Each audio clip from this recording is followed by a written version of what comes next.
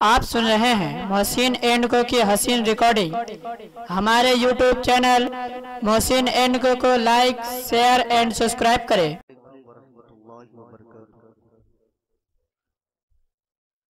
अल्हम्दुलिल्लाहि रब्बिल आलमीन वल आक़िबतु लिल मुत्तक़ीन वस्सलातु वस्सलामु अला सय्यिदिल अंबिया'i वल मुरसलीन व अला आलिहि व अस्हाबिहि अजमईन अम्मा बाद। फ़ऊज़ु बिल्लाहि मिनश शैतानिर रजीम बिस्मिल्लाहिर रहमानिर रहीम इन औलियाउहु इल्लल मुत्तक़ून आमन्तु बिल्लाहि सदक़ल्लाहु मौलाना अज़ीम व बल्लगना रसूलुहुन नबियुल अमीनुल करीम व नहनु अला ज़ालिका लमिनश शाहिदीन व शाकिरीन वल्हम्दुलिल्लाहि रब्बिल आलमीन।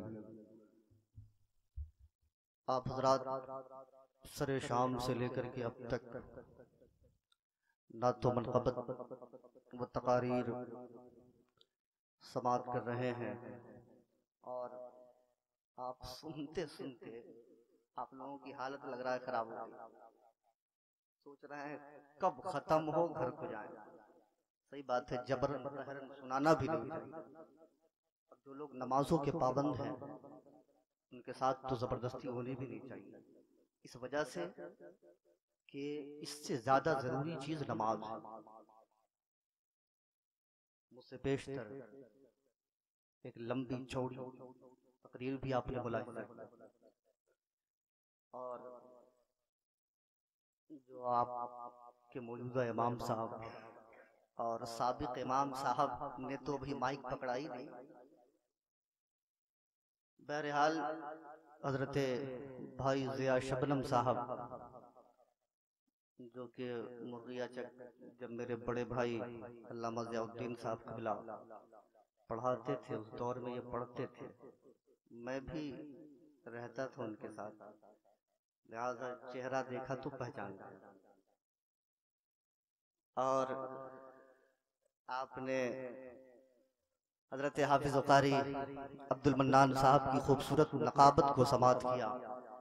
हजरत अल्लाह मौलाना फारूक साहब क़िबला जो कि जामा मस्जिद के मौजूदा इमाम हैं, रौनक़े बज़्म महब्बत हैं, साथ ही साथ आलिम नबील फ़ाज़िल जलील हजरत अल्लामा मौलाना अनज़ार साहब क़िबला मिसबाही रौनक़े स्टेज हैं।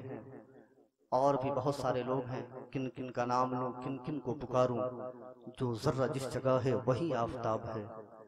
हज़रात आइए कुछ अर्ज़ मारूफ से कबल सारी दुनिया के मरकज़ अक़ीदत हम गरीबों के गमगुसार ततिम्मए दौरे ज़मां बिनाए कायनात वजह तख़लीक़े कायनात मक़सदे कायनात जाने कायनात रूहे कायनात शहर यारे इरम ताजदारे हरम नौबहारे शफ़ाअत ग़ियासे दारैन मोतिये कौनैन शहनशाह हसीना अहमद मुज्तबा मोहम्मद मुस्तफ़ा सल्लल्लाहु ताला अलैहि वसल्लम की बारगाह पुरबहार में अक़ीदत व मोहब्बत के साथ दुरूद पाक का नज़राना अक़ीदत पेश करें। पढ़े बाबाज़े बुलंद अल्लाहुम्मा सल्लि अला सय्यदना मौलाना मुहम्मदिन बारिक वसल्लम सल्लल्लाहु अलैहि सलातन वस्सलाम अलैका या रसूलुल्लाह सल्लल्लाहु ताला अलैहि वसल्लम। हज़रत ज़िया शबनम साहब ने एक से खूबसूरत कलाम आप हज़रात को सुनाया। इमाम साहब जो कि साबिक़ इमाम साहब वो भी बहुत अच्छी नात पढ़ते हैं, लेकिन वो पढ़ेंगे या नहीं पढ़ेंगे, चलिए मैं एक दो शेर सुना देता हूँ, सुनेंगे आप। देखिए, जबरन कहरन जबरदस्ती जी मत बोलिए, समझ रहे हैं। अगर नहीं सुनना है तो बिल्कुल आप कह सकते हैं कि प्रोग्राम खत्म हो और हम अपने घर जाएं। हाँ, सुनना है तब बोलिए, हाँ नहीं सुनना तो कोई दिक्कत की बात नहीं। मेरी तकरीर लगभग 6-7 दफा यहाँ हो चुकी है। एक मरतबा और दुरूद पाक पढ़े, अल्लाहुम्मा सल्लि अला सय्यिदना मौलाना मुहम्मदिन बारिक वसल्लम सल्लल्लाहु अलैहि सलातन वस्सलाम अलैका या रसूलुल्लाह सल्लल्लाहु ताला अलैहि वसल्लम। हयाते हज़रत क़रनी पिता ना किसे को आता है। अगर नेकियों की जरूरत है तब बोले सुभान अल्लाह, नहीं तो नेकियां बहुत सारी जमा कर ली हैं आप लोगों ने, तो जरूरत नहीं है सुभान अल्लाह। मेरी तरफ ट्रांसफर कर दीजिए। हयाते हज़रत क़रनी पिता ना किसे को आता है। हयाते हज़रते करनी बिता ना किसे को आता है। हयाते हज़रते करनी बिता ना किसे को आता है। नबी की याद में आंसू बहा ना किसे को आता है। नबी की याद में आंसू बहा ना किसे को आता है। और नबी की मुस्कुराहट देख कर आएशा कहती थी। नबी की मुस्कुराहट देख कर आएशा कहती थी। नबी की मुस्कुराहट देख कर आएशा कहती थी। मेरे सरताज जैसा मुस्कुरा ना किसे को आता है। मेरे सरताज जैसा मुस्कुरा ना किसे को आता है। और आखिरी शेर बुलाता चलो। नबी से हम सरी चल हट मगर इतना बताता जा। नबी से हम सरी चल हट मगर इतना बताता जा। नबी से हम सरी चल हट मगर इतना बताता जा। कटोरे में अना सागर बोला ना किसे को आता है। कटोरे में अना सागर बोला ना किसे को आता है। और दो शेर मुनक़बत का सवाल। ख्वाजा के सर पे बांध के सेहरा रसूल ने। ख्वाजा के सर पे बांध के सेहरा रसूल ने। ख्वाजा के सर पे बांध के सेहरा रसूल ने भेजा बना के हिंद का दूल्हा रसूल ने। भेजा बना के हिंद का दूल्हा रसूल ने। और जन्नत में कैसे ख्वाजा की एक जात जाएगी। जन्नत में कैसे ख्वाजा की एक जात जाएगी। जन्नत में कैसे ख्वाजा की एक जात जाएगी। दूल्हे के साथ दूल्हे की बारात जाएगी। दूल्हे के साथ दूल्हे की बारात जाएगी। दुरूद शरीफ पढ़े अल्लाहुम्मा सल्ली अला मौलाना मुहम्मदिन बारिक वसल्लम सल्लल्लाहु अलैहि वसल्लम अलैका या रसूलुल्लाह सल्लल्लाहु तआला अलैहि वसल्लम। जिसने मज़ारे ख्वाजा पे चादर चढ़ाई है। जिसने मज़ारे ख्वाजा पे चादर चढ़ाई है समझो कि उसकी मौला अली तक रसाई है। जिसने मज़ारे ख्वाजा पे चादर चढ़ाई है, समझो कि उसकी मौला अली तक रसाई है। और कौसर न पूछ रौनके दरबारे चिश्त की, कौसर न पूछ रौनके दरबारे चिश्त की, हर चीज जैसे खुल्द से लाकर सजाई है, हर चीज जैसे खुल्द से लाकर सजाई है। अल्लाह तबारक व तआला ने लोगों की इस्लाह के लिए, लोगों के रुश्तो हिदायत के लिए नबियों को भेजना शुरू किया। हजरत आदम को भेजा, हजरत नूह को भेजा, हजरत इब्राहीम को भेजा, हजरत इस्माइल को भेजा, हजरत इसहाक को भेजा, हजरत ज़करिया को भेजा, हजरत यहया को भेजा, हजरत यूसुफ को भेजा, हजरत मूसा को भेजा, हजरत ईसा को भेजा। सबसे आखिर में हमारे आका नबी आखिर समा को भेजा। और आका को भेजने के बाद अल्लाह ने नबुव्वत के दरवाजे को बंद कर दिया। कोई नबी नहीं आ सकता है, कोई रसूल नहीं आ सकता है। नबुव्वत का दरवाजा बंद कर दिया गया, रिसालत का दरवाजा बंद कर दिया गया। कोई आसमानी किताब नहीं आ सकती है, कोई सहीफा नहीं आ सकता है। लिहाजा अब लोगों की तबलीग कैसे हो, लोगों की इस्लाह कैसे की जा सके, लोगों को सिरात मुस्तकीम पर इस्तिकामत के साथ गामज़न किया कैसे किया जा सके। लिहाजा नबुव्वत का दरवाजा बंद कर दिया रब ने कहा अब नबियों को नहीं भेजा जाएगा, अब विलायत का दरवाजा मैं खोल रहा हूँ। अब गौस को भेजा जाएगा, अब कुतुब को भेजा जाएगा, अब अब्दाल को भेजा जाएगा, अब औताद को भेजा जाएगा, अब शेखों को भेजा जाएगा।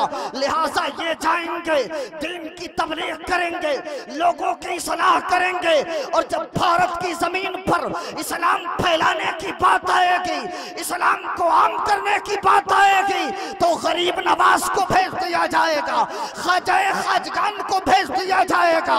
और जब उस इस्लाम को चैलेंज किया जाएगा, उस कुरान की अजमत से खेलने की कोशिश की जाएगी, नबी करीम की उलूम गैब को चैलेंज किया जाएगा, तो बरेली की जमीन पर इमाम अहमद रजा को भेज दिया।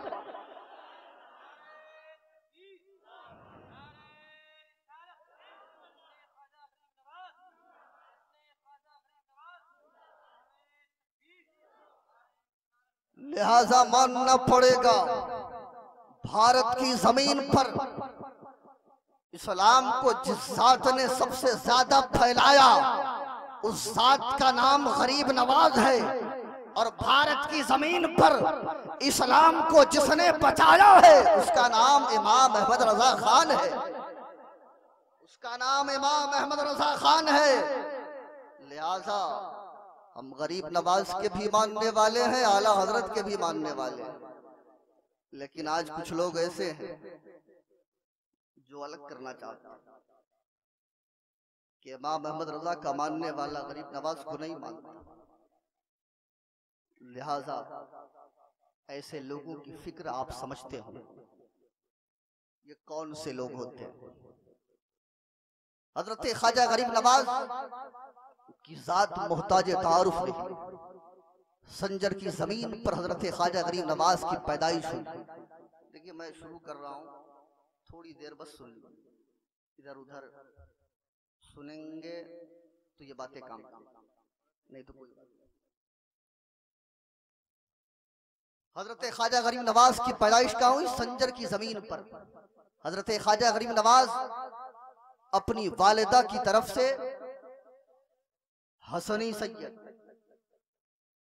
वालिदा की तरफ से हसनी सैयद और अपने वालिद की तरफ से हुसैनी सैयद, यानी नजीबुत तरफैन हजरत ख्वाजा गरीब नवाज है। हजरत ख्वाजा गरीब नवाज के वालिद मोहतरम का नाम हजरत मोहम्मद गयासुद्दीन अलैहिर्रहमा। हजरत ख्वाजा गरीब नवाज की वालिदा का नाम बीबी माहे नूर। वालिद भी अल्लाह के वली, वालिदा भी अल्लाह की वलिया। लिहाजा इन दोनों के मिलाप से जो औलाद पैदा हुई वो भी अल्लाह की वली औलाद, वो भी अल्लाह के वली पैदा हुए। हजरत ख्वाजा गरीब नवाज 9 साल की उम्र में मुकम्मल हाफिज कुरान बन गए। 15 साल की उम्र हुई हजरत ख्वाजा गरीब नवाज की। वालिद मोहतरम हजरत मोहम्मद गयासुद्दीन का इंतकाल हो गया। इनका सिलसिला नसब जो है वो मौरखीन ने जो बयान किया है कि हजरत फातिमा रज़ियल्लाहु ताला अन्हा के बेटे, हजरत फातिमा रज़ियल्लाहु ताला अन्हा के बेटे हजरत इमाम हुसैन, हजरत इमाम हुसैन के बेटे हजरत इमाम ज़ैनुल आबिदीन, हजरत इमाम ज़ैनुल आबिदीन के बेटे हजरत इमाम बाक़िर, हजरत इमाम बाक़िर के बेटे हजरत इमाम जाफ़र सादिक, हजरत इमाम जाफ़र सादिक के बेटे हजरत मूसा कासिम, हजरत मूसा कासिम के बेटे हजरत इमाम अली रज़ा, हजरत इमाम अली रज़ा के बेटे हजरत इब्राहीम, हजरत इब्राहीम के बेटे हजरत अब्दुल अजीज, हजरत अब्दुल अजीज के बेटे हजरत नजमुद्दीन, हजरत नजमुद्दीन के बेटे हजरत अहमद हुसैन, हजरत अहमद हुसैन के बेटे हजरत कमालुद्दीन, हजरत कमालुद्दीन के बेटे हजरत गयासुद्दीन, जो कि हजरत ख्वाजा गरीब नवाज के बाप, और हजरत ख्वाजा गरीब नवाज, हजरत ख्वाजा गरीब नवाज के बाप हजरत गयासुद्दीन, और हजरत गयासुद्दीन के बेटे का नाम हम गरीबों के गरीब नवाज हजरत मोइनुद्दीन अजमेरी।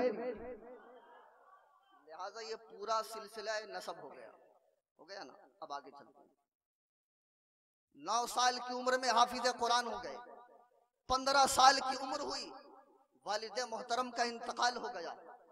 वर्षे में जो चीज मिली, खजूरों का एक बाग, बाज लोग कहते हैं अंगूर का एक बाग, बाज कहते हैं खजूर का, और एक चक्की मिली वर्षे में, विरासत में जिसको बोलते हैं। एक चक्की मिली, अंगूर का एक बाग मिला। अल्लाह अल्लाह, उसी बाग के जरिए हजरत ख्वाजा गरीब नवाज घर के लोगों की किफालत करते, घर के लोगों की देखभाल करते। उसी बाग में एक दिन बैठे हैं कि एक शख्स का गुजर होता है जिन्हें दुनिया हजरत इब्राहीम कंदोजी कहती है। मोहब्बत से बोलिए सुभान अल्लाह। अरे भैया, महफिल में बैठे हो, वो जज्बे अखलाक़े वफा देख रहे हैं, तैबा से मोहब्बत की अदा देख रहे हैं। ये नूर की महफिल है, यहाँ बैठो अदब से, लोगों तुम्हें महबूबे खुदा देख रहे हैं। अदब से बैठे, बादब बानसीब, बेअदब बेनसीब, बादब होकर के बैठे, यहाँ से कुछ ले करके जाएं, खाली हाथ ना जाएं, वहां से कुछ सीख करके जाएं। महफिल का एहतमाम इसी वजह से किया जाता है कि लोग कुछ जाने, कुछ समझें, लोगों की इस्लाह हो, यूं ही लोग ना जाएं। हजरत ख्वाजा गरीब नवाज अपने बाग की रखवाली किया करते थे। उस बाग के करीब से हजरत इब्राहीम कंदोजी का गुजर होता है। हजरत इब्राहीम कंदोजी सोचते हैं कि बहुत लंबा सफर है, लिहाजा थोड़ी देर इस बाग में बैठ करके आराम कर लिया जाए। अल्लाहु अकबर। हजरत ख्वाजा गरीब नवाज की उम्र 15 साल है। हजरत ख्वाजा गरीब नवाज ने देखा कि एक मुसाफिर बाग में बैठा है, हो सकता है वो भूखा होगा, हो सकता है वो प्यासा होगा। लिहाजा अंगूरों का एक खूशा तोड़ा और तोड़ करके ला करके हजरत इब्राहीम कंदोजी के सामने रख दिया, और पानी का एक प्याला सामने रखा है हजरत इब्राहीम कंदोजी के। हजरत इब्राहीम कंदोजी ने उन अंगूरों को खाया और उस पानी को पीने के बाद हजरत इब्राहीम कंदोजी कहते हैं, मेरे बेटे, तूने मेरी बहुत अच्छी ज़ियाफत की है, लिहाजा मैं भी तुम्हारी ज़ियाफत करता हूँ। एक रोटी का सूखा टुकड़ा निकाला है हजरत इब्राहीम कंदोजी ने, दिया है हजरत ख्वाजा गरीब नवाज को, और फरमाते हैं, मोइनुद्दीन लो इसे खा लो। हजरत ख्वाजा गरीब नवाज ने जब उसको खाया है, दिल की दुनिया बदल गई। हजरत ख्वाजा गरीब नवाज सोचते हैं, अब मुझे इस बाग की रखवाली नहीं करना है। अपनी माँ के पास पहुंचे और जाने के बाद अर्ज करते हैं, अम्मी जान, मुझे दीन इस्लाम की खिदमत करना है, दीन इस्लाम के लिए काम करना है, नबी की शरीयत के लिए अपनी जिंदगी को वक्फ करना है। माँ ने कहा, बेटा, मुझे यकीन है तुम ऐसा काम करोगे, मेरी तरफ से इजाजत है। लिहाजा माँ से इजाजत मिल गई दीन की खिदमत करने के लिए, दीन की इशाअत करने के लिए, दीन की तबलीग करने के लिए सबसे ज्यादा जरूरी जो चीज है वो इल्म है। लिहाजा हजरत ख्वाजा गरीब नवाज तहसील इल्म के लिए निकले हैं। मदरसा हुसामिया मौलाना हुसामुद्दीन की दरसगाह में पहुंचे हैं। 5 साल तक उलूम दीनिया को हासिल किया है। मौलाना हुसामुद्दीन कहते हैं, बेटा मोइनुद्दीन, तुम 5 साल यहाँ पढ़ चुके, मेरे एक दोस्त हैं जिनका नाम अब्दुल्ला मखसूमी है, वो वक्त के बहुत बड़े आलिम है। तुम वहां चले जाओ और वहां जाकर के दीन को हासिल करो, दीन के इल्म को पढ़ो। अल्लाह अल्लाह। हजरत ख्वाजा गरीब नवाज उनके पास गए, वहां दीनी उलूम को हासिल किया है। लेकिन हजरत ख्वाजा गरीब नवाज को दीनी उलूम हासिल करने के बाद एक पीरे कामिल की तलाश थी कि एक पीरे कामिल मिल जाए, लिहाजा नेशापुर की जमीन की तरफ चले हैं।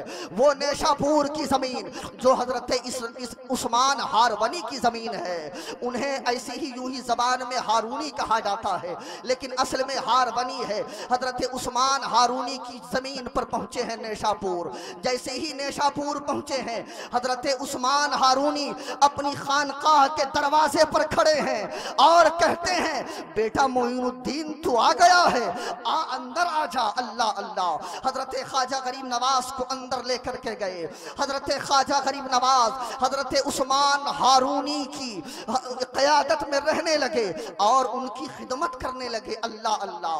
जब कुछ दिन खिदमत किया है हजरत ख्वाजा गरीब नवाज ने, हजरत उस्मान हारूनी एक दिन कहते हैं, बेटा वजू करो। हजरत ख्वाजा गरीब नवाज ने वजू किया है। हजरत उस्मान हारूनी कहते हैं, बेटा 2 रकत नमाज नफल अदा करो। हजरत ख्वाजा गरीब नवाज ने 2 रकत नमाज नफल अदा किया है। नमाज नफल अदा करने के बाद हजरत ख्वाजा गरीब नवाज से हजरत उस्मान हारूनी कहते हैं, बेटा सूरह बकरा पढ़ो। हजरत ख्वाजा गरीब नवाज ने सूरह बकरा की तिलावत की है। हजरत उस्मान हारूनी कहते हैं, बेटा 21 मरतबा दुरूद पाक पढ़ो। हजरत ख्वाजा गरीब नवाज ने 21 मरतबा दुरूद शरीफ का वजीफा पढ़ा है।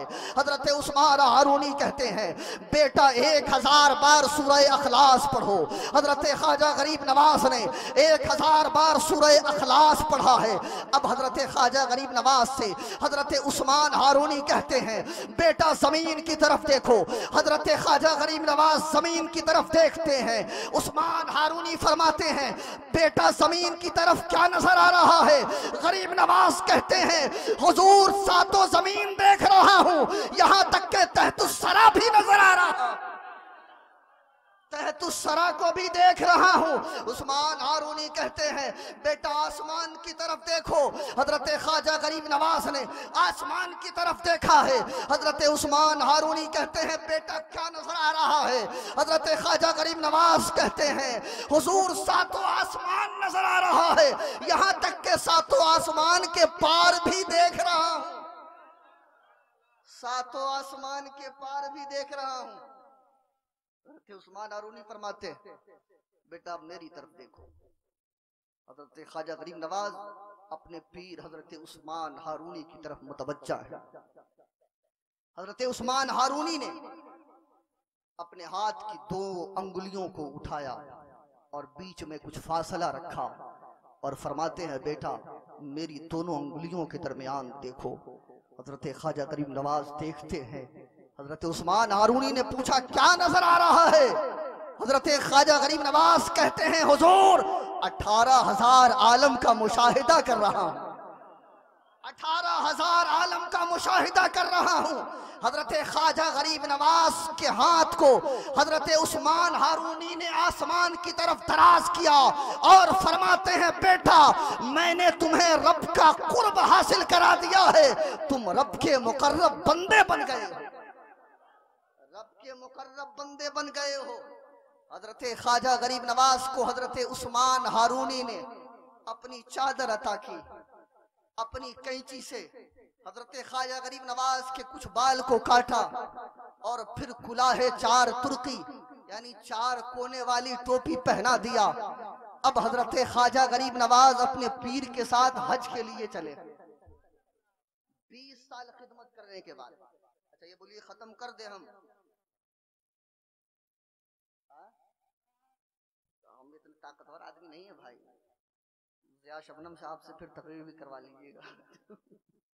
दुरूद शरीफ पढ़िए, अल्लाहुम्मा सल्ली अला सय्यिदना मौलाना मुहम्मदिन बारिक वसल्लम सल्लु अलैहि सलातन व सलामन अलैका या रसूलुल्लाह सल्लल्लाहु तआला अलैहि वसल्लम।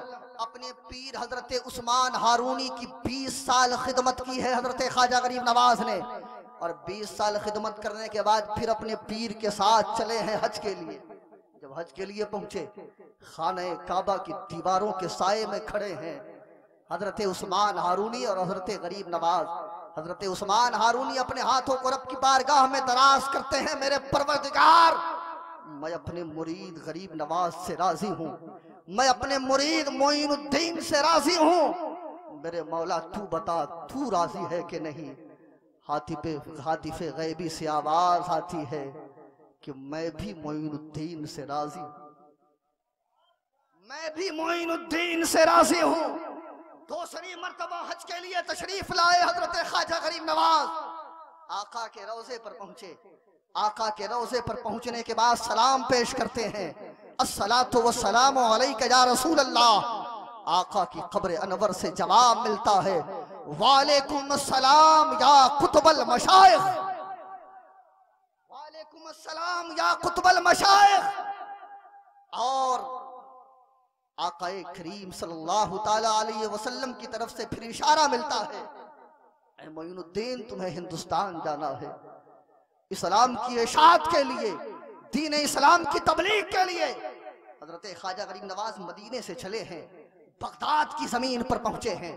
बगदाद की जमीन पर हजरत शहाबुद्दीन सोहरवर्दी से मुलाकात हुई है, हजरत अल्लामा फखरुद्दीन राजी से मुलाकात हुई है, हजरत ख्वाजा कुतुबुद्दीन बख्तियार काकी से मुलाकात हुई।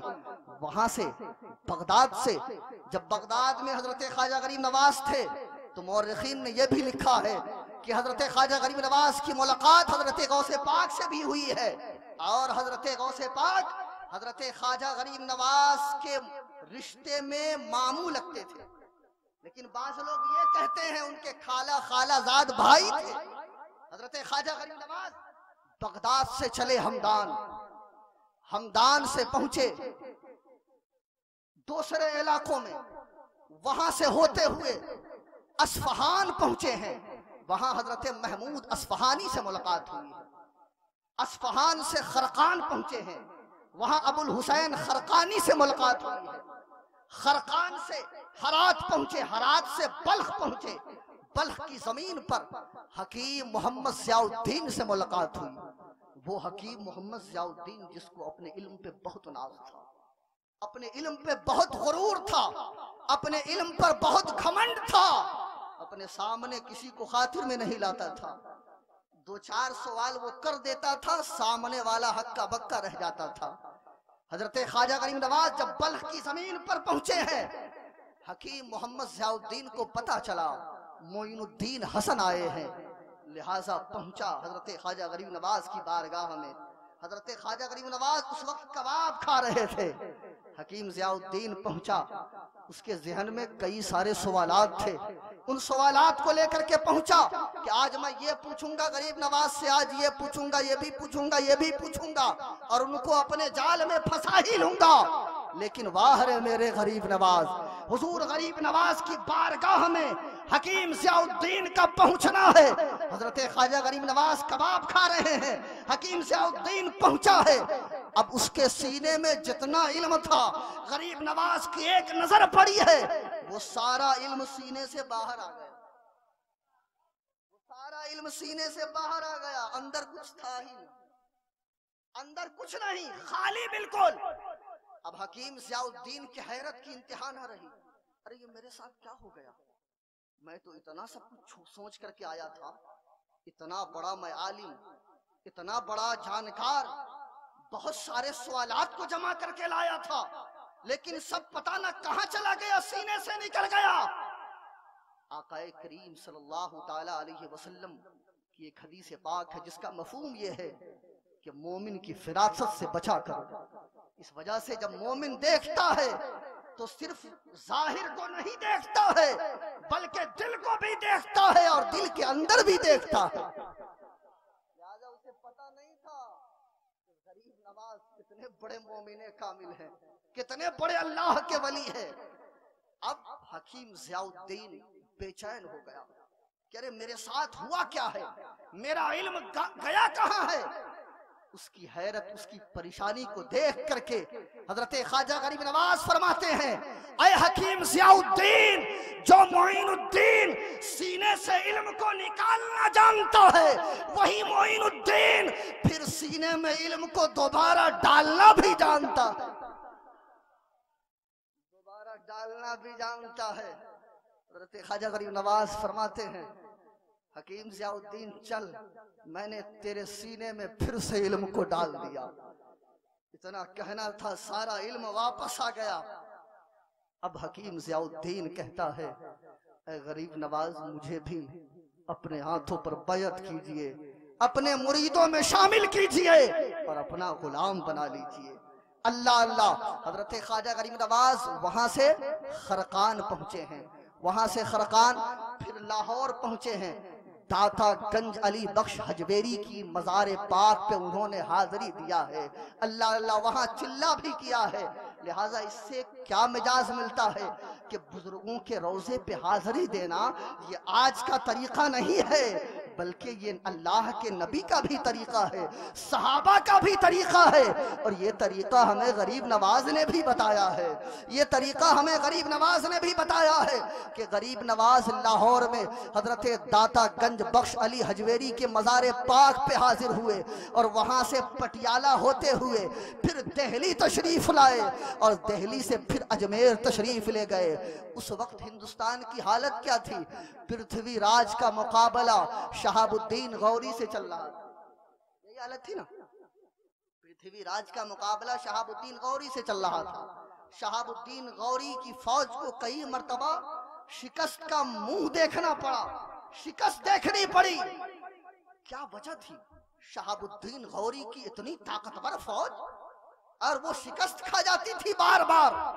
आखिर इसके पीछे वजह क्या? हातिफे गैबी से आवाज आती है, ऐ दुनिया वालों, अगर शहाबुद्दीन गौरी की तलवार से हिंदुस्तान फतह होता, हिंदुस्तान में इस्लाम फैलता, तो मुसलमानों को कल होकर के ये ताना सुनना पड़ता कि हिंदुस्तान में जो इस्लाम फैला है वो तलवार की बुनियाद पे फैला है, वो बर्छी की बुनियाद पे फैला है, वो भाले की बुनियाद पे फैला है, वो नेज़े की बुनियाद पे फैला है।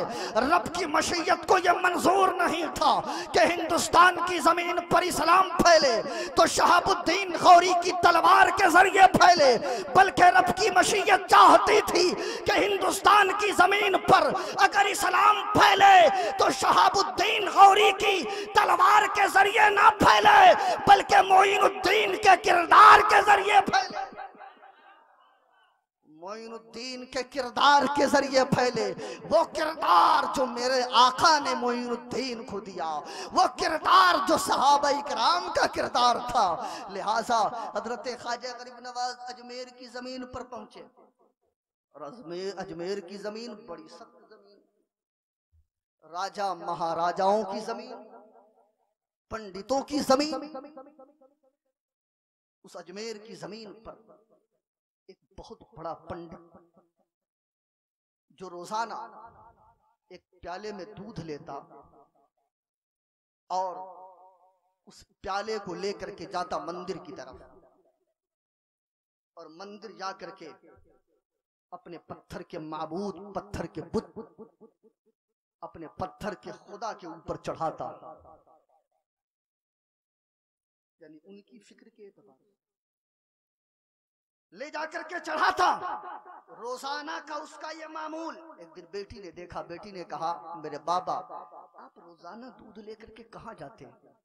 पंडित ने कहा, मेरी बेटी मैं इस दूध के प्याले को लेके जाता हूँ और अपने बुत के ऊपर चढ़ाता हूँ। बेटी ने कहा, मेरे बाबा क्या हमारा जो बुत है वो दूध पीता है, क्या आप ले जाते हैं दूध?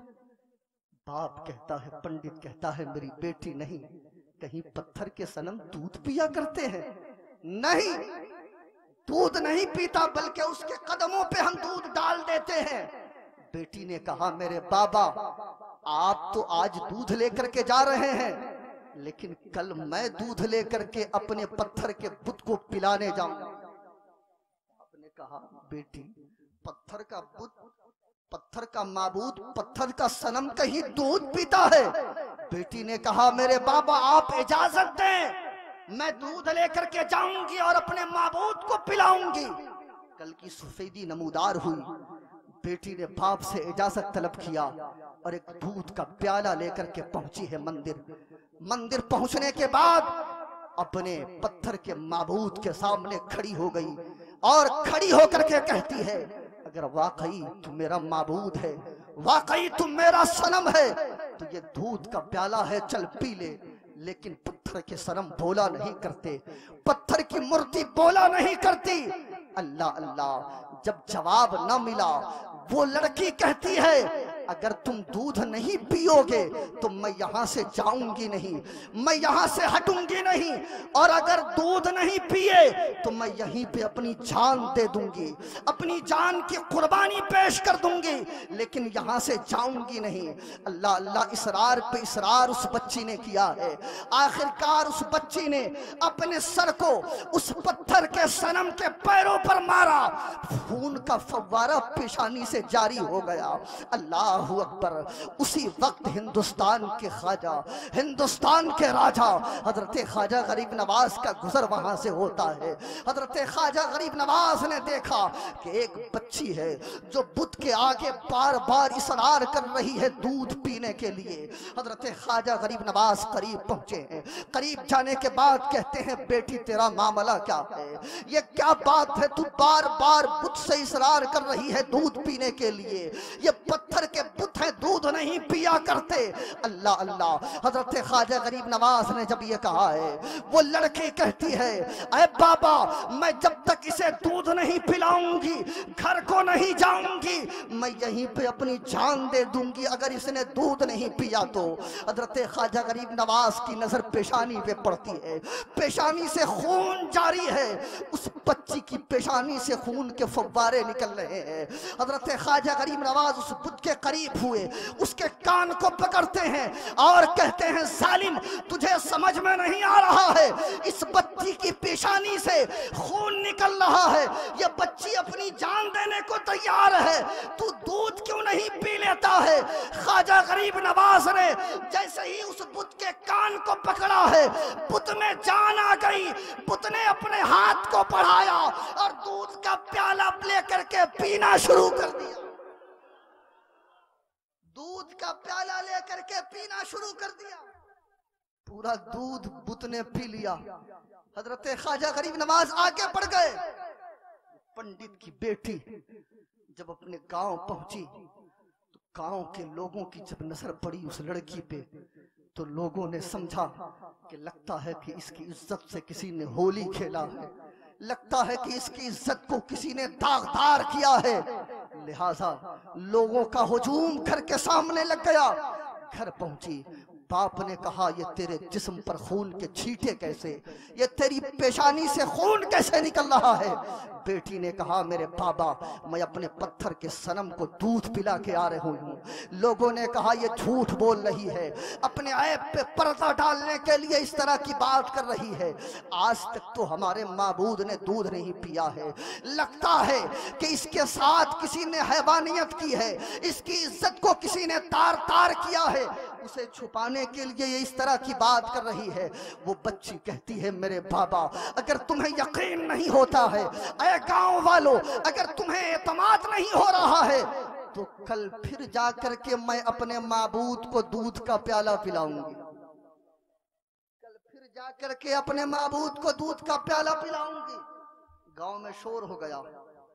पंडित की बेटी है जो अनहोनी को होनी करने वाली है, पंडित की बेटी है जो एक बहुत बड़ा काम करने वाली है, जो काम आज तक न हुआ है, वो माबूद को दूध पिलाने वाली है, वो भी पत्थर के माबूद को।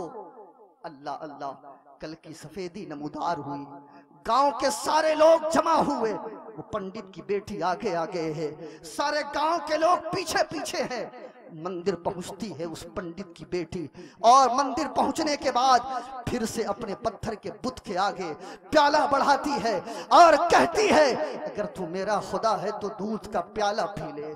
लेकिन पत्थर का बुत कहां से हाथ बढ़ाता और कहां से दूध पीता।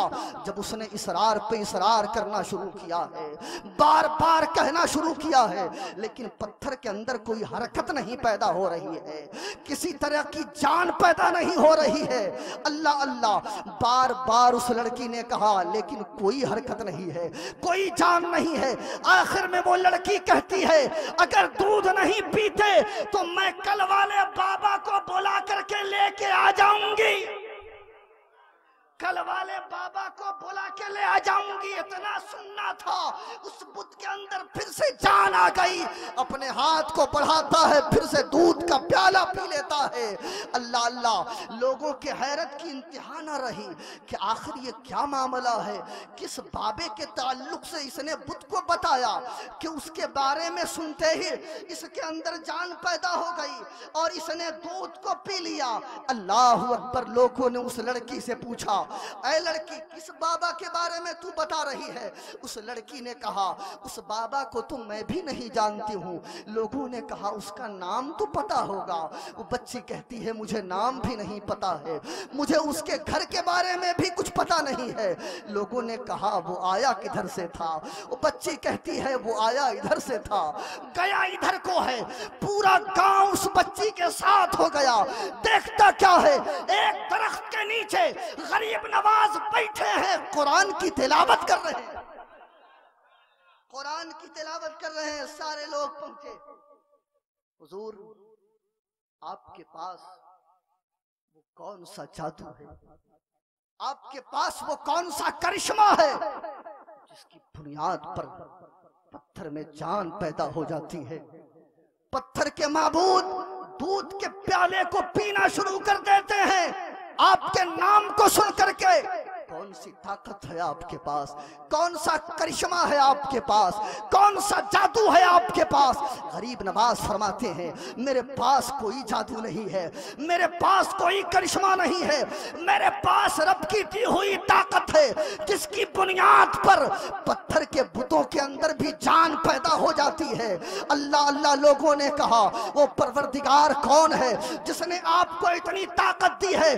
गरीब नवाज कहते हैं, परवरदिगार वो है जो पैदा करता है इंसानों को, जो मारता है इंसानों को, फिर वही जिलाता है। पूरी कायनात का निजाम उसके दस्ते कुदरत में है। उसी की ताकत से मैं बुतों के अंदर जान पैदा कर मैं बुतों के अंदर जान पैदा कर देता हूँ। अल्लाह अल्लाह। लोगों ने कहा, गरीब नवाज आप किनके गुलाम है? हजरत ख्वाजा गरीब नवाज कहते हैं, मैं नबी आखिरुज़्ज़मा का गुलाम हूँ। लोगों ने कहा, ऐ मोइनुद्दीन अजमेरी, आप सिर्फ उनके गुलाम नहीं हैं, बल्कि हम सब चाहते हैं कि हमें नबी आखिरुज़्ज़मा का गुलाम बना दे, नबी आखिरुज़्ज़मा का गुलाम बना दे। लिहाजा पूरा गांव कलमा पढ़ करके मुशर्रफ भाई इस्लाम हो गया, दामन इस्लाम से वाबस्ता हो गया। लेकिन ये तो उस दौर की बात थी, और उसी दौर में कुछ ऐसे भी लोग थे जो चंद सिक्कों की बुनियाद पे बिक जाया करते थे। कुछ सिक्कों की बुनियाद पे अपने ईमान, दीन और धर्म का सौदा कर लिया करते थे। अल्लाह अल्लाह। हजरत ख्वाजा गरीब नवाज तो अजमेर में रहने लगे, लेकिन हजरत ख्वाजा कुतुबुद्दीन बख्तियार काकी दिल्ली की जमीन पर कयाम करने लगे। और दिल्ली में उस वक्त हुकूमत शमसुद्दीन अल्तमश की थी, और शमसुद्दीन अल्तमश हजरत ख्वाजा कुतुबुद्दीन बख्तियार काकी के हुक्म के बगैर कोई काम नहीं किया करता था। हर काम में उनका मशवरा लेता था, हर बात में उनसे पूछा करता था। लोगों ने, गैर मुस्लिमों ने सोचा कि ऐसा है कि शमसुद्दीन अल्तमश वो दीन इस्लाम को मुकम्मल लागू करना चाहता है, लिहाजा क्यों ना ख्वाजा कुतुबुद्दीन बख्तियार काकी को और शमसुद्दीन अल्तमश को अलग कर दिया जाए। लिहाजा कुछ कलमा पढ़ने वालों को पैसे के बलबूते पर खरीदा गया। आज भी लोग पैसे के बलबूते पर अपने दीन ईमान को बेचते हैं। आज भी एक चाय की बुनियाद पे लोग कोर्ट और कचहरी में झूठ बोलते हैं, है ना? उस दौर में भी ऐसा हुआ। लोगों ने सोचा, गैर मुस्लिमों ने, कि इस्लाम मुकम्मल तौर पे गालिब ना आ जाए, लिहाजा शमसुद्दीन अल्तमश और ख्वाजा कुतुबुद्दीन बख्तियार काकी में तफरका डाल दिया जाए, इन दोनों को अलग कर दिया जाए। लिहाजा इसके लिए कोई बहुत मजबूत दलील की जरूरत थी, बहुत बड़े क्लेम की जरूरत थी, बहुत बड़े आरोप की जरूरत थी। लिहाजा कुछ लोगों को खरीदा गया, और ज्यादा नहीं, 4 लोगों को खरीदा गया, 4 मर्दों को, कलमा पढ़ने वालों को। और एक औरत को खरीदा गया पैसे के बलबूते पर और कहा गया कि तुम्हें ख्वाजा कुतुबुद्दीन बख्तियार काकी के खिलाफ गवाही देना है। अल्लाह अल्लाह, दिल्ली की जमीन है, शमसुद्दीन अल्तमश का दरबार है। एक खातून शमसुद्दीन अल्तमश के दरबार के बाहर खड़ी है और रो रही है। शमसुद्दीन अल्तमश ने जब रोने की आवाज को सुना तो अपने मानने वालों से कहा, अपने खुद्दाम से कहा कि देखो बाहर किसके रोने की आवाज है, किसके रोने की आवाज है। लिहाजा खादिमों ने जाकर के देखा तो एक खातून थी जिसकी गोद में 2 माह का बच्चा था और वो रो रही थी। हजरत शमसुद्दीन अल्तमश ने कहा कि उसे दरबार के अंदर लाया जाए। लिहाजा दरबार के अंदर लाया गया। शमसुद्दीन अल्तमश ने पूछा, ऐ खातून बता, तेरे साथ किसने ज्यादती की है, तुझ पर किसने जुल्म किया है। वो खातून कहती है, मुझ पर ऐसे शख्स ने ज्यादती की है, मुझ पर ऐसे शख्स ने जुल्म किया है जिसे आप सजा नहीं देंगे, जिसे आप सजा नहीं दे सकते हैं। हजरत शमसुद्दीन अल्तमश कहते हैं, ऐ खातून बता तो सही, यहाँ निज़ाम मुस्तफ़ा चलता है, नबी करीम की शरीयत चलती है, वो कितना बड़ा भी ताकतवर क्यों ना हो, मैं उसे सजा जरूर दूंगा, उसे कैफरे किरदार तक जरूर पहुंचाया जाएगा। वो खातून कहती है, ऐ बादशाह आपको पता है ये मेरी गोद में जो 2 माह का बच्चा है, ये बच्चा हलाली नहीं है बल्कि ये हरामी है, और इस बच्चे की जो पैदाइश हुई है आपके पीर ख्वाजा कुतुबुद्दीन बख्तियार काकी के नुतफे से हुई है। उस जात ने, ख्वाजा कुतुबुद्दीन बख्तियार काकी ने मेरे ऊपर, मेरे साथ ज़िना किया है और अपने मुंह को काला किया है। इतना सुनना था, शमसुद्दीन अल्तमश की हैरत की इंतहा न रही कि मेरे पीर ख्वाजा कुतुबुद्दीन बख्तियार काकी ने ज़िना किया है। लिहाजा अपने एक खादिम को भेजा और कहा, जाओ हजरत ख्वाजा कुतुबुद्दीन बख्तियार काकी को बुला करके लेके आओ। हजरत ख्वाजा कुतुबुद्दीन बख्तियार काकी दरबार में पहुंचे हैं। शमसुद्दीन अल्तमश अपनी कुर्सी से खड़ा हो गया और कहता है, हुजूर कुर्सी पर तशरीफ रखें। अल्लाह अल्लाह, हजरत ख्वाजा कुतुबुद्दीन बख्तियार काकी कुर्सी पर तशरीफ रखते हैं। कुर्सी पर बैठ गए और बैठने के बाद शमसुद्दीन अल्तमश ने कहा, ख्वाजा कुतुबुद्दीन बख्तियार काकी आप मेरे पीर हैं, आप मेरे मुर्शिद हैं, लेकिन ये खातून है जो मेरे दरबार में अपना फैसला करवाने के लिए आई है, क्या इसके साथ ज़िना हुआ है, क्या इसके साथ ज्यादती हुई है, क्या इसकी गोद में जो बच्चा है वो आपके नुतफे से है। अल्लाह अल्लाह, इतना सुनना था। हजरत ख्वाजा कुतुबुद्दीन बख्तियार काकी की आंखें भीग गई है कि मेरे ऊपर कितना बड़ा इल्जाम लगाया जा रहा है, मेरे ऊपर कितनी बड़ी तोहमत डाली जा रही है। मैंने तो ऐसा कुछ भी नहीं किया है, मुझसे तो ऐसी कोई भी गलती नहीं हुई है। अल्लाह अल्लाह, शमसुद्दीन अल्तमश ने कहा, है खातून तेरे पास कोई दलील भी है कि कुतुबुद्दीन बख्तियार काकी ने तेरे साथ ऐसा किया है। वो कहती है, हाँ मेरे पास दलील भी है, 4 गवाह है मेरे पास। वो चारों गवाह खड़े हो गए, पैसे की बुनियाद पे वो बिके हुए थे और वो चारों गवाह खड़े होकर के कहते हैं, हाँ मैंने रात के अंधेरे में देखा है कि ख्वाजा कुतुबुद्दीन बख्तियार काकी तहज्जुद के बहाने उठते हैं और इसके घर जाते हैं और अपना मुंह काला करवा करके आते हैं। अल्लाह अल्लाह, शमसुद्दीन अल्तमश ने जब इतना सुना, हैरत की और इंतहा न रही। हजरत ख्वाजा कुतुबुद्दीन बख्तियार काकी कहते हैं, ये औरत झूठ बोल रही है, मैंने ऐसा कुछ भी नहीं किया है। लोगों ने कहा, नहीं, अगर शमसुद्दीन अल्तमश जो ये कह रहे हैं बिल्कुल आप सही कह रहे हैं कि ये औरत जो बोल रही है ये सही बोल रही है, इसके साथ 4 गवाह हैं, लिहाजा अगर ख्वाजा कुतुबुद्दीन बख्तियार काकी के पास गवाह है तो उस गवाह को लाया जाए। हजरत ख्वाजा कुतुबुद्दीन बख्तियार काकी कहते हैं, मुझे भी 2 दिन की मोहलत दी जाए, मैं भी अपने गवाह को पेश करूंगा। लिहाजा 2 दिन की मोहलत मिल गई है। हजरत ख्वाजा कुतुबुद्दीन बख्तियार काकी शमसुद्दीन अल्तमश के दरबार से निकले हैं, वही दिल्ली की जमीन जहां के लोग फूल हजरत ख्वाजा कुतुबुद्दीन बख्तियार काकी के कदमों पे निछावर किया करते थे, लेकिन उसी दिल्ली के लोग तानो तशनीह के तीर से हजरत ख्वाजा कुतुबुद्दीन बख्तियार काकी को जख्मी कर रहे हैं और कह रहे हैं, ये कैसा इंसान है जिसने ज़िना किया है, ये कैसा इंसान इंसान है जिसने अपना मुंह काला करवाया है। अल्लाह अल्लाह, शाम हुई है, रात हुई है, सोए हैं, ख्वाब में पीर हजरत ख्वाजा गरीब नवाज की ज़ियारत हुई है। अपने पीर हजरत ख्वाजा गरीब नवाज से अपना दुखड़ा बयान करते हैं, कहते हैं हुजूर बहुत जुल्म ने मुझे सताया है, जातियों ने मेरे साथ बहुत बुरा किया है, मेरे ऊपर ज़िना का बहुत बड़ा क्लेम लगा है। हुजूर इस दिल्ली की जमीन पर मेरा कोई सहारा नहीं है, मेरा कोई पुरसाने हाल नहीं है। हजरत ख्वाजा गरीब नवाज फरमाते हैं, मोइन हजरत ख्वाजा गरीब नवाज फरमाते हैं, ऐ मेरे मुरीद कुतुबुद्दीन बख्तियार काकी, तुम्हें घबराने की जरूरत नहीं है।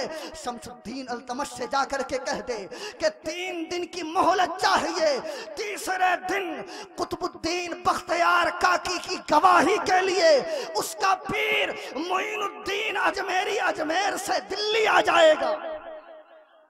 मोइनुद्दीन अजमेरी अजमेर से दिल्ली आ जाएगा। अल्लाह अल्लाह, हजरत ख्वाजा गरीब नवाज अजमेर से चले। इधर हजरत ख्वाजा कुतुबुद्दीन बख्तियार काकी दूसरे रोज सुबह ही सुबह पहुंचे शमसुद्दीन अल्तमश के दरबार में और जाकर के कहते हैं, शमसुद्दीन अल्तमश मुझे 3 दिन की मोहलत चाहिए, मैं भी अपना गवाह पेश करूंगा। शमसुद्दीन अल्तमश ने कहा वो गवाह कौन है? हजरत ख्वाजा कुतुबुद्दीन बख्तियार काकी कहते हैं मेरे गवाह मेरे पीर हजरत मोइनुद्दीन अजमेरी है। मोइनुद्दीन अजमेरी है। इतना सुनना था, लोगों ने कहा अरे ये कुतुबुद्दीन बख्तियार काकी यूं ही उधर उधर की बात कर रहे हैं सजा से बचने के लिए। कहा मोइनुद्दीन अजमेर में वो नहीं आएंगे। अल्लाह अल्लाह, ख्वाजा कुतुबुद्दीन बख्तियार काकी कहते नहीं जरूर आएंगे, मुझसे वादा किया है। शमसुद्दीन अल्तमश ने कहा ठीक है, मैं ख्वाजा कुतुबुद्दीन बख्तियार काकी को 3 दिन की मोहलत देता हूँ। 3 दिन की मोहलत मिल गई। तीसरे दिन मगरिब का वक्त करीब से करीब तर है। हजरत ख्वाजा कुतुबुद्दीन बख्तियार काकी सोचते हैं मेरे पीर अभी तक नहीं पहुंचे हैं, मेरे पीर अभी तक नहीं आए हैं। मगरिब की नमाज के बाद शमसुद्दीन अल्तमश के दरबार में फैसला होना है, लेकिन मैं अपने पीर से अभी नाउमीद नहीं हुआ हूँ। मेरे पीर मोइनुद्दीन अजमेरी अजमेर से जरूर तशरीफ लाएंगे और मेरी मदद करेंगे। अल्लाह अल्लाह, मगरिब की अजान हो गई है। मगरिब की नमाज पढ़ाने के लिए हजरत ख्वाजा कुतुबुद्दीन बख्तियार काकी मुसल्ला इमामत पे खड़े हुए हैं और खड़े होने के बाद नमाज पढ़ाई है। नमाज मुकम्मल करने के बाद जैसे ही पीछे की तरफ देखा है तो देखते क्या है, पीछे की सफ में उनके पीर हजरत ख्वाजा गरीब नवाज जिनकी 2 रकत नमाज रह गई थी खड़े होकर के अदा कर रहे हैं, खड़े होकर के अदा कर रहे हैं। अल्लाह अल्लाह, नमाज मुकम्मल हुई। हजरत ख्वाजा कुतुबुद्दीन बख्तियार काकी अपने पीर हजरत मोइनुद्दीन अजमेरी के कदमों पे गिर गए और गिर करके कहते हैं हुजूर आप हमें अरब से दिल्ली लेकर के आए, हिंदुस्तान लेकर के आए, दीन इस्लाम की इशाअत के लिए आपने मुजाहिदा करने के लिए कहा। कुतुबुद्दीन ने मुजाहिदा किया। आपने रात रात भर नवाफिल पढ़ने के लिए कहा, कुतुबुद्दीन ने नवाफिल पढ़ा। आपने रोजे पे रोजा रखने के लिए कहा, कुतुबुद्दीन ने रोजे पे रोजा रखा। लेकिन आज दिल्ली के लोगों ने मेरे ऊपर बहुत बड़ा इल्जाम लगाया है, बहुत बड़ा आरोप लगाया है। हजरत ख्वाजा मोइनुद्दीन अजमेरी कहते हैं ख्वाजा कुतुबुद्दीन तुम्हें नाउमीद होने की जरूरत नहीं है, चलो शमसुद्दीन अल्तमश का जब दरबार लगने वाला है, चलो उस दरबार में जाकर के इस सवाल का जवाब दिया जाएगा। अल्लाह अल्लाह, शमसुद्दीन अल्तमश का दरबार लगा हुआ है। वक्त का हुक्मरा अपनी कुर्सी पर बैठा हुआ है शमसुद्दीन अल्तमश।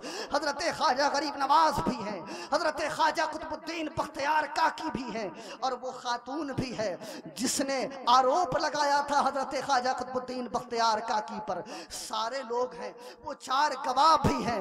हजरत ख्वाजा कुतुबुद्दीन बख्तियार काकी सामने खड़े हैं कटघरे में। हजरत ख्वाजा कुतुबुद्दीन बख्तियार काकी से लोगों ने कहना शुरू किया यही वो शख्स है जिसने इस खातून के साथ ज़िना किया। शमसुद्दीन अल्तमश कहता है, ऐ खातून बता अपना मुअम्मा बयान कर, अपनी बातें बयान कर। वो खातून कहती है, ऐ शमसुद्दीन अल्तमश, यही ख्वाजा कुतुबुद्दीन बख्तियार काकी है जिसने मेरे साथ ज्यादती की, जिसने मेरे साथ ज़िना किया, और मेरी गोद में जो ये 2 महीने का बच्चा है ये इन्हीं का बच्चा है, ये इन्हीं के नुत्फे से हुआ है। अल्लाह अल्लाह, इतना सुनना था। हजरत ख्वाजा गरीब नवाज कहते हैं, ऐ खातून अभी भी वक्त है संभल जा, अभी भी वक्त है संभल जा। अल्लाह अल्लाह, इतना सुनना था। खातून कहती है, हुजूर मैं सच बोल रही हूँ, झूठ नहीं बोल रही हूँ। हजरत ख्वाजा गरीब नवाज कहते हैं, नहीं तू झूठ बोल रही है, अभी भी वक्त है संभल जा। वो कहती है, मेरे पास 4 गवाह भी हैं। वो चारों गवाह उठ करके खड़े हो गए और कहते हैं, हाँ हमने रात के सन्नाटे में देखा कि ये इसके घर जाते थे और अपना मुंह काला करवाते थे। हजरत ख्वाजा गरीब नवाज फरमाते हैं कि तुम चारों झूठे हो, तुम चारों पैसे पे बिके हुए हो, इस्लाम को बदनाम कर रहे हो, नबी की शरीयत को पामाल कर रहे हो। अब गरीब नवाज गवाही देने को तैयार है। अब गरीब नवाज कुतुबुद्दीन बख्तियार काकी की तरफ से गवाही देने को तैयार है। हजरत ख्वाजा गरीब नवाज फरमाते हैं, खातून तेरी गोद में जो 2 माह का बच्चा है उस बच्चे को मुझे दे। हजरत ख्वाजा गरीब नवाज ने अपनी गोद में ले लिया और गोद में लेने के बाद आसमान की तरफ देखते हैं और कहते हैं, मेरे मौला, जब बनी इसराइल की एक वलिया हजरत मरियम पर तुहमत लोगों ने लगाया था तो एक शीरखार बच्चे ने उनकी पाकी की गवाही दी थी। आज उम्मते मोहम्मदिया के एक वली पे बहुत बड़ा क्लेम लगा है, बहुत बड़ा आरोप लगा है, लिहाजा आज भी एक शीरखार बच्चा ही गवाही देगा। हजरत ख्वाजा गरीब नवाज कहते हैं, मैं नहीं गवाही दूंगा, शमसुद्दीन अल्तमश गवाही नहीं देंगे, कुतुबुद्दीन बख्तियार काकी अब नहीं बोलेंगे, अवाम में से कोई नहीं बोलेगा, बल्कि अब ये बच्चा बोलेगा। हजरत ख्वाजा गरीब नवाज उस 2 माह के बच्चे से कहते हैं, ऐ बच्चा तू ही बता दे तेरा हकीकी बाप कौन है। वो बच्चा उन चारों गवाहों में से एक की तरफ इशारा करके कहता है, ऐ गरीब नवाज मेरा बाप ये है, मेरे बाप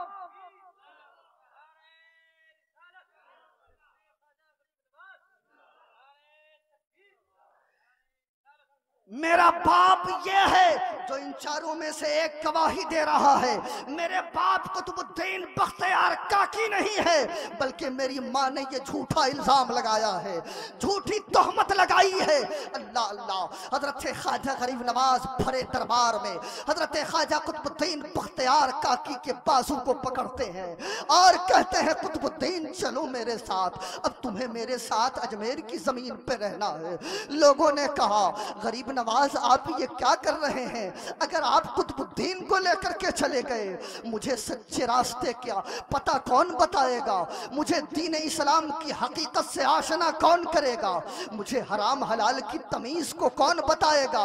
अल्लाह अल्लाह। हजरत ख्वाजा गरीब नवाज कहते हैं, ऐ दिल्ली को लोगों, तुमने कुतुबुद्दीन के साथ ज्यादती की है, तुमने कुतुबुद्दीन के साथ दगा किया है, लिहाजा मैं अपने कुतुबुद्दीन को अब यहाँ नहीं रहने दूंगा। जब लोगों ने इसरार पे इसरार किया है, लोग कदमों पे गिर गए। शमसुद्दीन अल्तमश ने कहा, गरीब नवाज आप ऐसा न करें, आप ख्वाजा कुतुबुद्दीन बख्तियार का कि मेरे पीर को यहीं रहने दें, मैं अपने पीर के बगैर जिंदगी के लैलो नहार को नहीं गुजार सकता। अल्लाह अल्लाह। हजरत ख्वाजा कुतुबुद्दीन बख्तियार काकी के कांधे पर हजरत ख्वाजा गरीब नवाज हाथ रखते हैं और कहते हैं, ऐ कुतुबुद्दीन बख्तियार काकी, अब दिल्ली की जमीन पर सीना तान करके रहा, अब कोई जालिम तेरा कुछ बिगाड़ ना सकेगा, इस वजह से कि अब दुनिया वालों को पता लग गया है, अब दिल्ली के लोग जान गए हैं कि कुतुबुद्दीन बेगाना नहीं है, कुतुबुद्दीन पराया नहीं है, कुतुबुद्दीन बेसहारा नहीं है, बल्कि कुतुबुद्दीन का सहारा वो है जो पूरे भारत के वलियों का सहारा है, जो पूरे भारत के वलियों का शहंशाह।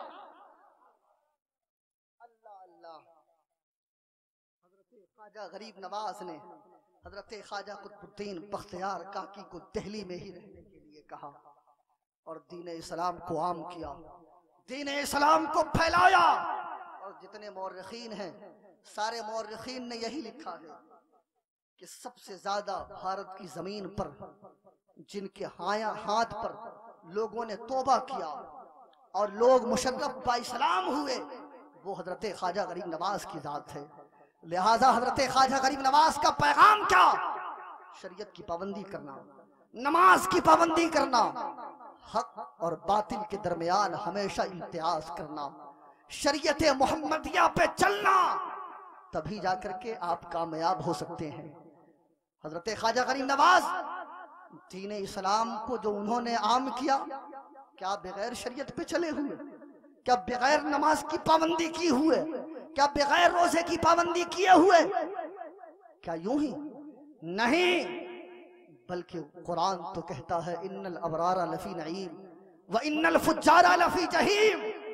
आप कहते हैं हम गुनाह करेंगे, हमारा कुछ नहीं बिगड़ेगा, हमारा कुछ नहीं होगा। वो रब फरमाता है इन्नल अबरारा लफी नईम, बेशक नेकूकार जरूर जन्नत में है, व इन्नल फुज्जारा लफी जहीम, और बेशक बदकार जरूर जहन्नम में है। अगर आप नेकूकार बनेंगे तो जाकर के जन्नत के मुस्तहिक बनेंगे, न तो जन्नत इतनी आसान नहीं है। वो रब फरमाता है वसाइरू इला मग़फ़िरतिन मिन रब्बिकुम, और दौड़ो अपने रब की मग़फ़िरत की तरफ, व जन्नतिन अर्दुहा समावातु वल अर्द, और उस जन्नत की तरफ जिसकी लंबाई और चौड़ाई जमीन व आसमान के बराबर है। और ये जन्नत हर किसी के लिए तैयार नहीं की गई है, उइद्दत लिल मुत्तकीन, मुत्तकियों के लिए तैयार रखी है। और मुत्तकी है कौन? अल्लज़ीना युनफ़िक़ून फ़िस्सर्राई वद्दर्राई वल काज़िमीन अल ग़ैज़ वल आफ़ीन अनिन नास वल्लाहु युहिब्बुल मुहसिनीन। मुत्तकी वो हैं जो खुशी में भी और गम में भी अल्लाह की राह में खर्च करते हैं और गुस्से को पी जाते हैं और लोगों से दरगुजर करते हैं। यही लोग अल्लाह के महबूब हैं। अगर आप अल्लाह के महबूब बनना चाहते हैं तो आपको नमाज की पाबंदी करना होगा, आपको रोजे की पाबंदी करनी होगी, आपको सौमो सलात का हमेशा पाबंद रहना होगा, शरीयत मुस्तफ़ा की मुकम्मल पासदारी करनी होगी। ये नहीं कि दुनिया देख करके ये कहे कि पता नहीं ये इधर का है कि उधर का है, बल्कि दुनिया देख करके आपको कहे कि ये नबी का दीवाना है, नबी का चाहने वाला है, नबी का आशिक है, नबी का मस्ताना है। दुनिया जब आपके इस किरदार को देखेगी तभी मुशर्रफ इस्लाम होगी। और आपको देख करके खाक लोग कलमा पढ़ेंगे, आपको देख करके तो लोग और दूर भागते। वो गरीब नवाज थे जिनको देख करके लोग कलमा पढ़िया करते थे, और आज हम लोगों का हाल यह है कि देख करके लोग दूर भागते हैं। न हम इस्लाम के मुकम्मल पाबंद, न हम दीनदार ही हैं, न दुनियादार ही हैं, कुछ नहीं, बीचे में चल रहे हैं। अगर दुनियादार भी बनना है तो शरीयत के मुताबिक बनिए। दुनियादार से क्या मतलब? अगर आप माल कमाना चाहते हैं तो शरीयत के मुताबिक चल के भी आप माल कमा सकते हैं। नहीं तो ये नहीं कि पैसा जमा कीजिए सिर्फ अपनी जात के लिए और अपने आखिरत के लिए कुछ इकट्ठा ना कीजिए, अपनी जिंदगी में इनकलाब पैदा कीजिए। हजरत ख्वाजा गरीब नवाज की जिंदगी को अपने लिए नमूने हयात बना लीजिए, तभी आप दुनिया में भी कामयाब हो सकते हैं और आखिरत में भी कामयाब हो सकते हैं। मेरे बोलने में किसी तरीके की भी अमदन सहमन खताएं लग़ज़िशें हो गई हो, रब की बारगाह में सिद्क़ दिल से तौबा है, अस्तग़फ़िरुल्लाह रब्बी मिन कुल्लि ज़ंबिन व अतूबु इलैहि, हक़ ला इलाहा इल्लल्लाहु मुहम्मदुर रसूलुल्लाह। अस्सलामु अलैकुम व रहमतुल्लाह।